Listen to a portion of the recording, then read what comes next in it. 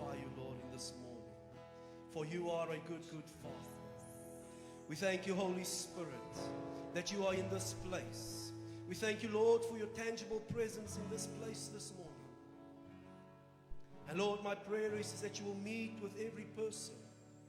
Lord, that you will touch every person right now in the name of Jesus. Lord, you know where they find themselves at this point in time. Lord, you know where they are physically. Lord, you know where they are spiritually. And Lord, I just sense that there's a cry in this place this morning. There's a cry that says, Jesus, I need you. Jesus, I need you.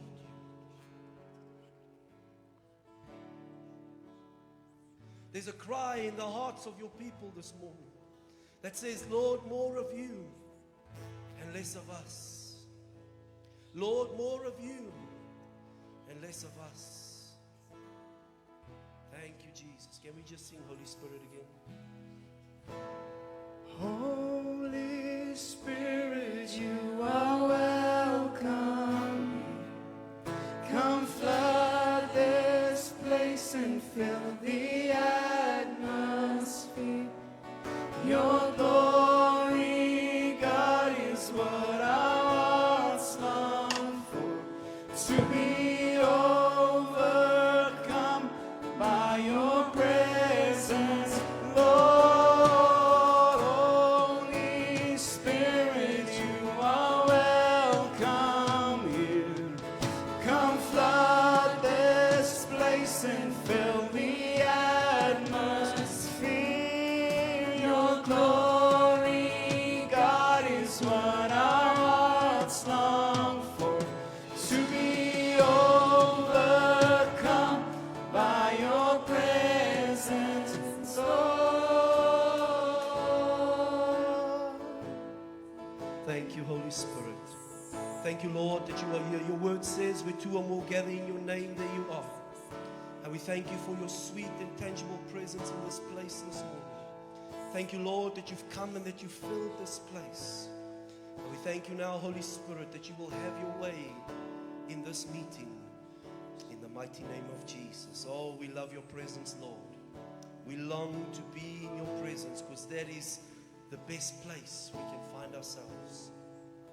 And we thank you for that this morning, Lord. In Jesus' name, Lord, we don't want to leave this atmosphere. This is what the church is longing for, Lord. This is what the church has been seeking for so many years. Is your presence. Our prayer is this morning, Lord, that your presence will return to the body of Christ. That your presence will return to every single church that worships the King of Kings and the Lord of Lords. And we praise you this morning, Abba Father. Holy, holy, holy are you, Lord God Almighty. We bless you for that, Lord Jesus. We glorify you, Jesus. And everybody that loves the Lord says, amen and amen. Let's just give the band a hand.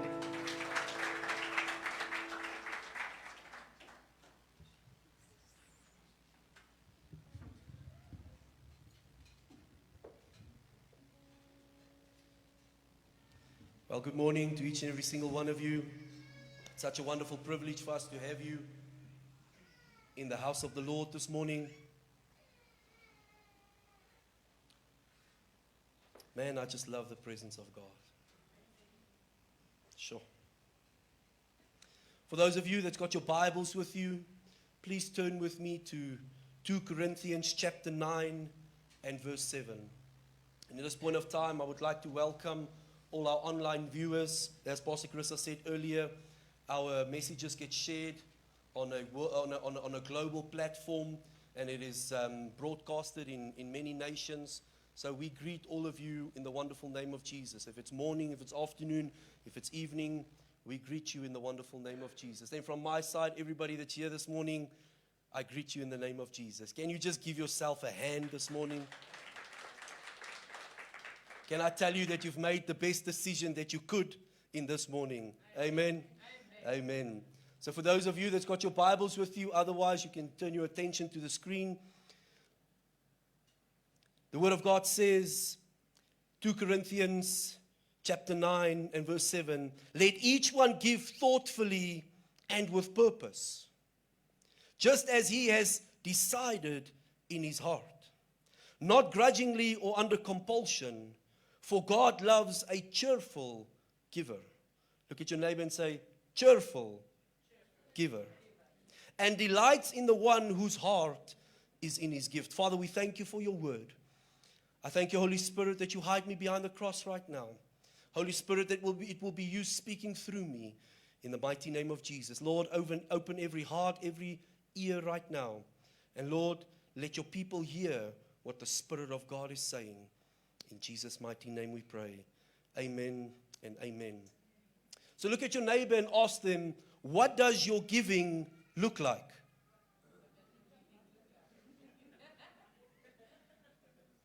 Well, with that reaction, now don't worry, I'm not going to take up another offering. You can put away your wallets. 1 million is enough per day. I mean, please just have mercy on the guys that's counting. Amen. But if you read this verse in context, Apostle Paul is speaking about money. But this morning, I don't want to speak about money. Because the verse just before it, verse 6 says, a stingy sower will reap a meager harvest, but the one who sows from a generous spirit will reap an abundant harvest. So Apostle Paul is speaking about money here. But this morning, I want to give the scripture to you in a different translation, and I want to come from a different angle. Turn with me to 2 Corinthians chapter 9, verse 7, but in the Passion Translation. It says, let giving flow from your heart, not from a sense of religious duty. Let it spring up freely from the joy of giving, all because God loves an hilarious giver. So today I want to ask you, what does your giving in the body of Christ look like? See, the Word of God says that He loves a cheerful giver. But there's a note in the Amplified that adds on to it. It says, and God delights in the one whose heart is in his gift.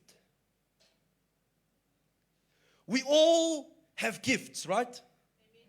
Can I tell you today, you that is sitting in this room, God has given you a specific gift. God has blessed you with a unique gift. That's why we are called the body of Christ. Because there's arms, there's legs, there's heads, there's eyes, there's ears, and nobody has got the same function, right? So everybody that sits here, you've got a different function, but yet you've got a gift. And God says He delights Himself in the one whose heart is in their gift. Can I get an amen? You see, you've got something inside of you, my brother and my sister. There's something that God has placed inside of you for a time such as this that needs to come out.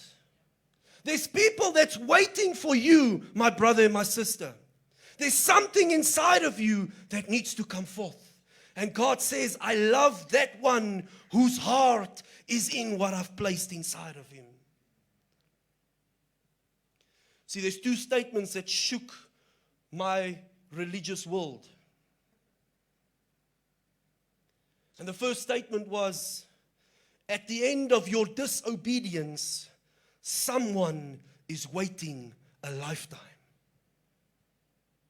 So one day when you decide to stop being disobedient, there's people that's been waiting for you and your gift for a lifetime.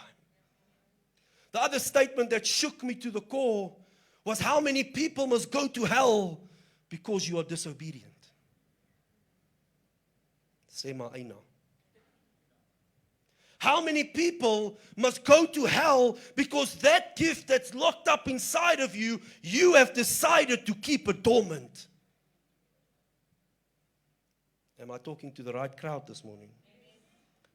The scripture says God delights himself in the one whose heart is in his gift. Ask your neighbor, is your heart in the gift God gave you? Are you willing to give that what God has placed within you? You see, God has given us the grace to run a church. God has given us the grace for a big plan that he has for us. And let me tell you, my heart is fully invested in the gift God has given us. Whom of you knows a name called Reinhard Bonke? There's 4 evangelists in this place. So Reinhard Bonke had a gift of evangelism, and his heart was completely in it. Now please go check the facts. But in the 79 years that he was on this earth, it says that he led 79 million souls to God. 1 million souls per year, if you want to work it out that way. But remember, he didn't start when he was 5. He didn't start when he was 10. So his heart was fully invested in the gift God gave him. And God delights himself in the one whose heart is in his gift. Amen. But what's so fascinating about this is that the first meetings that Reinhard Bonke had only 5 people listening to him. He didn't rock up at a Loftus Versfeld. He didn't rock up at a Wembley Stadium full of 100,000s of people. He started with 5. And it grew, and it grew, and it grew, because he said, I've got purpose in my heart, and I will give that which God has placed within me. I will bring it forth so that this world can see who God is. I mean, he went into deep Africa to preach the gospel. Some of us are scared to go into Joburg. Come on. Of Brakpan. I'm from there, so I'm allowed. The Word of God says, let giving flow from your heart, thoughtfully and with purpose. So if your heart is in your gift, God says, now let giving flow from that heart. Thoughtfully and with purpose. If your heart is in your gift, I want to say to you today, my brother and my sister, you will have purpose. If your heart is not in your gift, if your heart is not in giving, you have no purpose. I'm sorry to say that. So what does purpose mean? Purpose means the reason for which something is done or for which something exists. Now look your neighbor deep in the eye and ask them, why do you exist?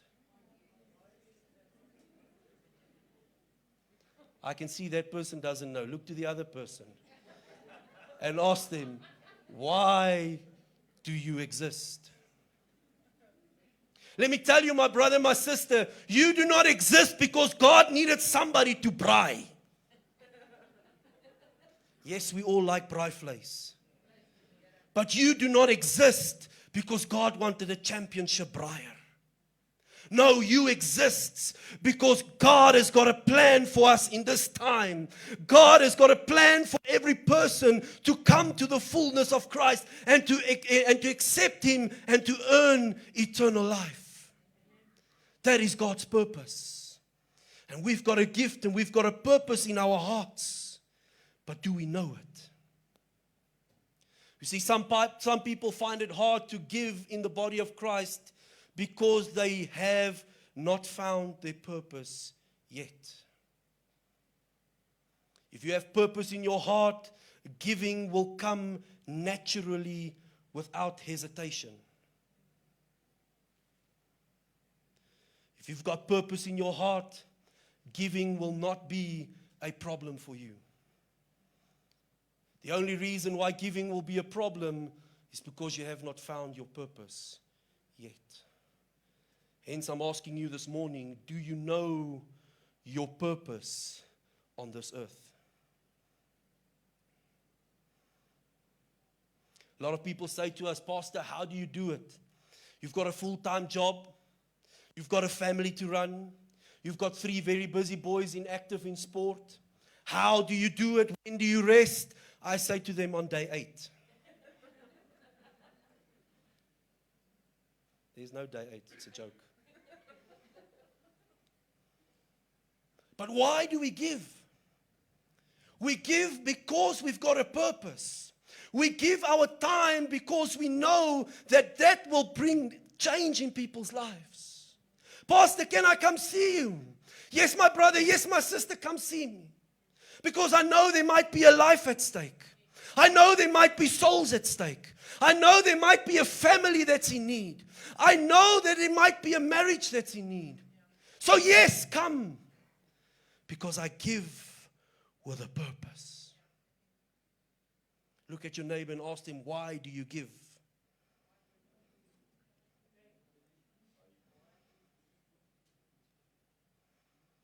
If your giving is driven by purpose, nothing will stop you.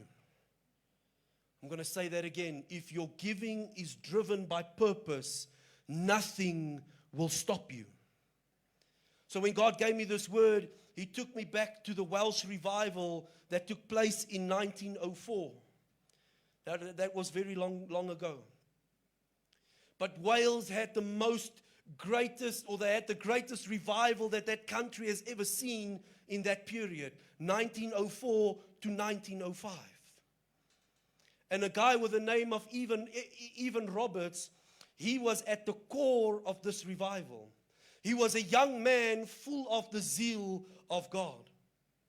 He had purpose in his heart. At a young age, he was intrigued by God and by the Holy Spirit to such an extent that one day his landlord came to him and she put him out on the street. Because for days on end, nights on end, he will sing and he will pray and he will preach for hours on end. And this lady, his landlord, said, surely this guy is crazy because one cannot talk to yourself for 5 hours. But he just had the zeal of God in his heart. At the age of 25, he had supernatural encounters with God for 3 months every single night. He received a vision from God that his city will be saved. And when he received this vision, when he received this purpose, he labored in prayer day in and day out. It is said that 3 o'clock in the morning he would wake up and that he would pray for 5-6 hours a day. He was seeking the face of God. He said, God, you've placed this vision within me, and I am going to do and give whatever it takes in order for this to come to fulfillment. So he went and he studied the Bible. He went to Bible school, and he said, Lord, I've got purpose, and my giving will be driven by my purpose. His first meeting that he had, same as with Rainer Bonke, there were 16 people. And all 16 of those people gave their hearts to God. Then he had a second meeting. He had a third meeting. He had a fourth meeting. And it is recorded that within 2 weeks, that churches that struggled to be half full, all of a sudden were so full, they did not know what to do with the people. They did not have enough chairs for the people to sit because people was running to churches to find Christ.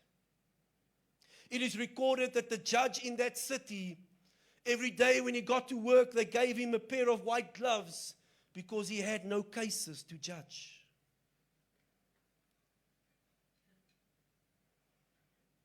It is recorded that the police had an average of 700 criminal cases per week. In this time of revival, they had 2.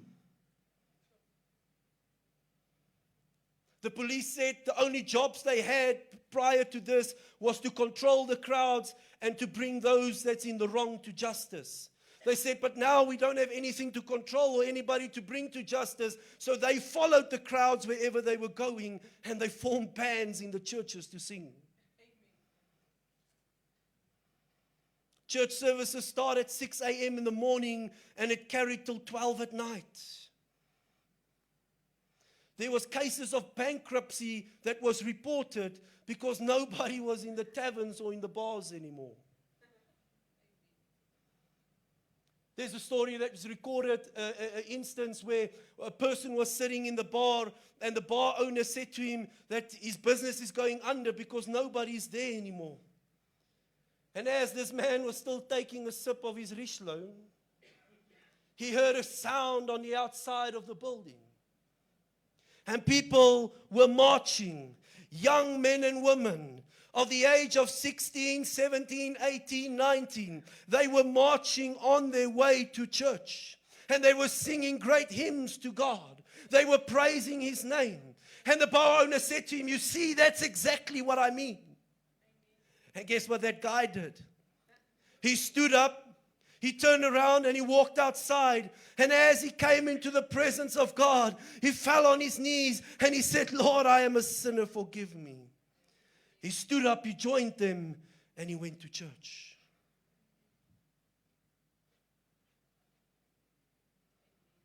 It is recorded in that year that even the coal mines, that was one of the biggest incomes for that city, even the coal mines experienced a reduction in production. Because it is said they used to have pit ponies that would draw or that would take the coal that they have to move it from one place to another. But because it is a hard people, they used to swear, they used to curse, and they used to shout at these ponies in order to do their work. But when revival broke out, these ponies were so confused, they didn't know what to do. They just stood there because all of a sudden, these hard men, they changed. God changed their hearts and they started speaking with love, and the donkeys were like this.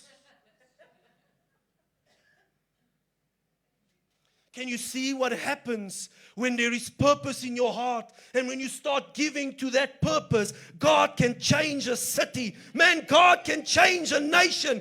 God can change this world. But it starts with you and me. It starts with the gift God has placed within you. Is your heart where your gift is? All because somebody had purpose in his heart, whose heart was in their giving. The Word of God goes on to say, give as you have decided in your heart. Man, what a powerful statement that is. Give as you have decided in your heart. Well, have you decided? Have you decided to follow Jesus? There's a song that sings, and I'm not going to sing it, I've got my mind made up. See, that's why I don't sing. But do you have your mind made up? Or are you still dragging along? Have you made your mind up that this is my purpose and I'm going to give so that God can be glorified? Or are you waiting for something better to come along? Let me tell you, God's plan for your life has never changed. So maybe it's time that we change our minds to fit into God's plan. You are the only one that's holding yourself back. Look at your neighbor and say, you are the only one that's holding yourself back. You see, I can travel as many countries as I want. I can go to as many nations as I want. I can go seek the best beach towns there is with almost every day of the year sunshine. But I will never have peace in my heart. I will never have peace in my soul because that is not my purpose. My purpose is to be here in this building and in the city. In Jesus' name. My brother and my sister, you can run for as long as you want. You can run for as far as you want. But you will never be at peace if you do not follow the gift and the purpose God has placed within you. And sometimes a lot of us does not even know what our purpose is. Come on, church, will you today decide between your gift, your purpose, and your selfish desires? The Word of God goes on to say, give not grudgingly or under compulsion. Do not give from a sense of religious duty. If you are serving in the body of Christ because you have to, you are giving with the wrong motive. Then your giving becomes work. It becomes a struggle and a frustration to you. If you approach your walk with God with a I have to attitude, you are going to struggle. It has to come from a place of love and of willingness. I don't have to read the Bible, but I want to read the Bible. Because there's mysteries locked up inside. And when the Holy Spirit comes and He reveals these things to you, man, you will just like to stay more in His Word and in His presence. I don't have to pray. I want to pray. Many a night, myself and Pastor Carissa says, we're going to pray for 30 minutes. And then we find ourselves 2 hours later and we're still praying. Because it is a relationship that we have with God. I can tell you now, if we go in with the attitude, I have to pray, you are not going to last 10 minutes. The other day, there was a little girl that was here while we were revamping, and I know her father. And we saw the father 2 days later, and he says, have you guys opened a new church? I said, yes. He says, no, my daughter was there. She said to me the other day, Dad, I was at church. And I said to her, what church were you at? And long story short, she went to her dad. She says, Dad, do you know, they pray longer than 5 minutes. And we're joking about it.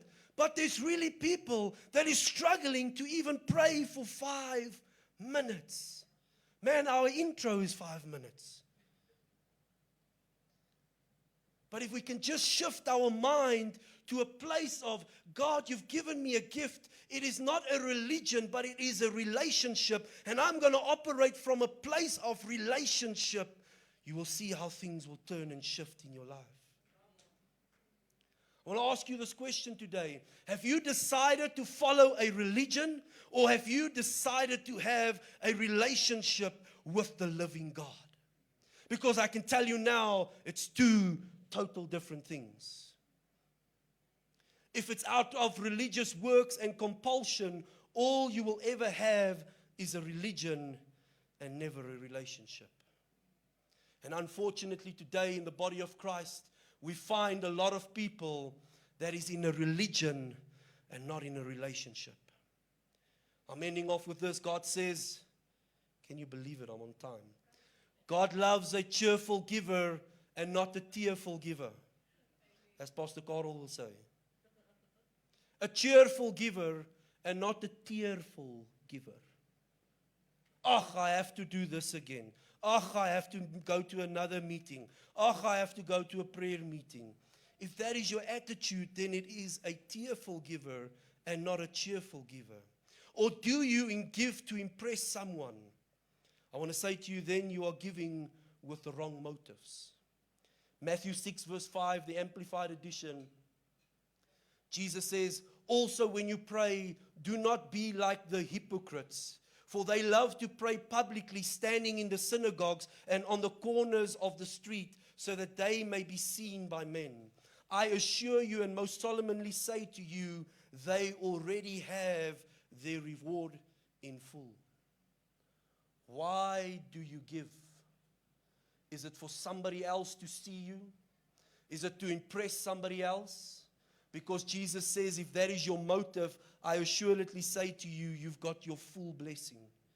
Because you've received what you wanted. Now people is looking at you, and that's what you wanted, so that's what you'll receive.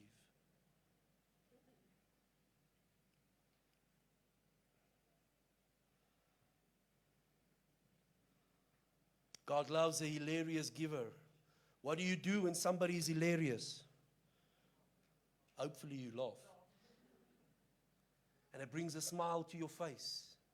I just see how God smiles over His people that hilariously gives to His work, that hilariously and cheerfully gives to the cause that He's created them for.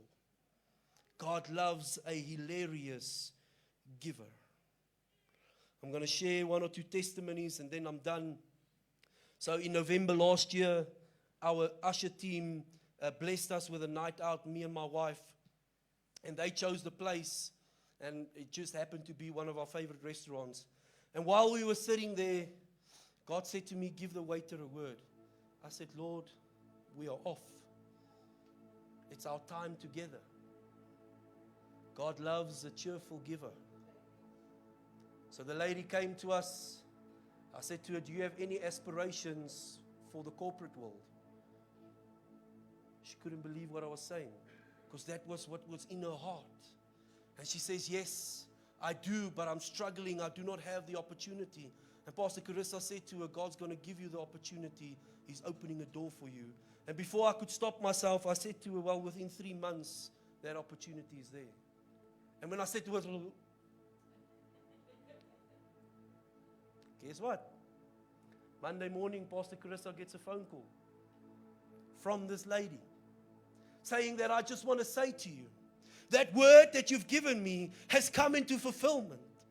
This was on the 5th of November, 2024.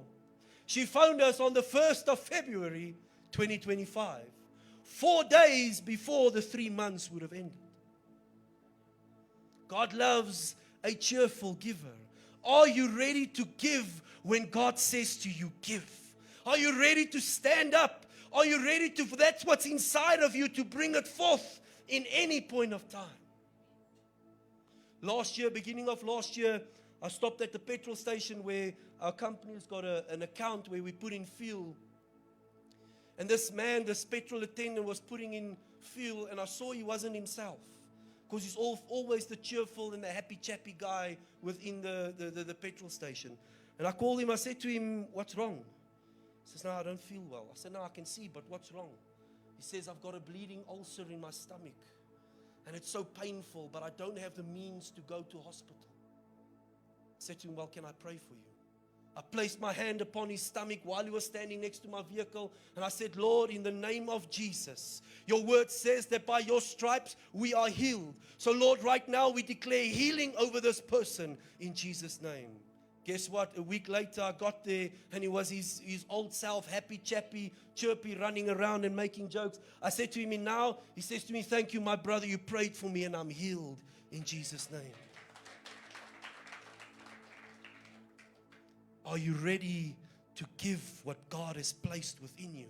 Yes, everybody cannot stand here and preach, but there is an immediate sphere of influence where you are placed in order to bring forth a change in Jesus' name.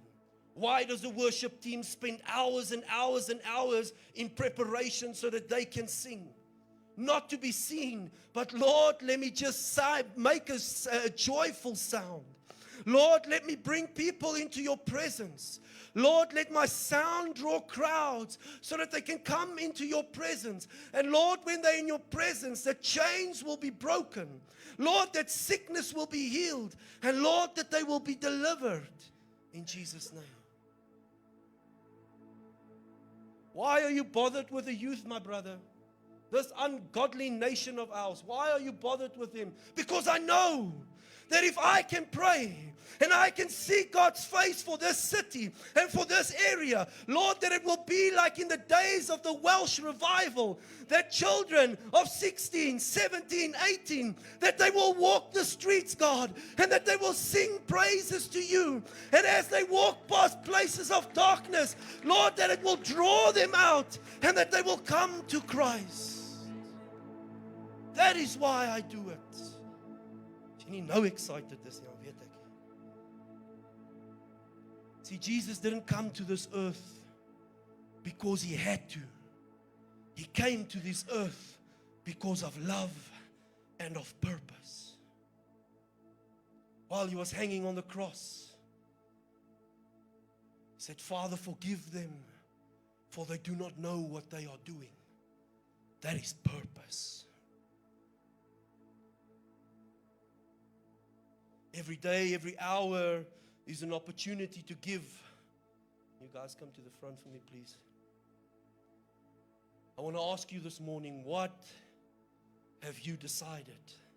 Luke 6:38 says, give and it will be given to you, a good measure, pressed down, shaken together, and running over will be put in your bosom. For the same measure that you use to give, it will be measured back to you. You see, for even Roberts, he received so much more than what money can buy.